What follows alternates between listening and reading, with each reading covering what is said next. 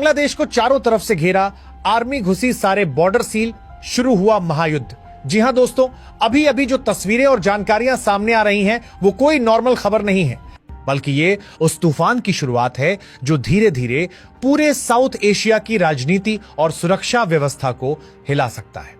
पिछले कुछ दिनों से भारत के ईस्टर्न फ्रंट पर जो हलचल चल रही है वो आम जनता की नजरों से भले ही दूर हो, लेकिन जो लोग मैप पढ़ते हैं, बॉर्डर की नब्ज समझते हैं और सेना की मूवमेंट को पहचानते हैं, उनके लिए ये सब किसी रेड अलर्ट से कम नहीं है। भारत और बांग्लादेश के रिश्ते अब उस मोड़ पर आ चुके हैं जहां दोस्ती और भरोसे की बातें सिर्फ कागजों तक सीमित रह गई हैं। जमीन पर हालात तेजी से बदल रहे हैं और माहौल हर घंटे ज्यादा गर्म होता जा रहा है।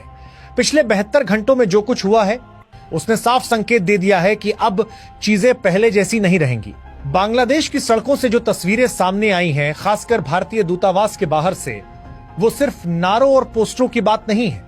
वहां जो माहौल बनाया गया है वो सीधा भारत को दुश्मन के रूप में पेश करने की कोशिश है। भारत विरोधी नारे, उग्र भीड़ और भड़काऊ पोस्टर, जिनमें खुलेआम भारत पर आरोप लगाए जा रहे हैं कि वो बांग्लादेश की राजनीति में दखल दे रहा है। सवाल यह है कि अचानक ये सब क्यों? हालात इतने बिगड़ चुके थे कि भारत को मजबूरन बांग्लादेश में अपना वीजा डिपार्टमेंट अस्थायी रूप से बंद करना पड़ा। इसका मतलब सीधा था, अब कोई भी नया बांग्लादेशी नागरिक कानूनी तरीके से भारत नहीं आ सकेगा। यह फैसला कोई छोटा प्रशासनिक कदम नहीं था, बल्कि एक कड़ा और साफ संदेश था कि अब भारत सब कुछ सहने के मूड में नहीं है। भारतीय दूतावास के बाहर लगाए गए कुछ पोस्टरों ने तो जैसे आग में घी डालने का काम किया।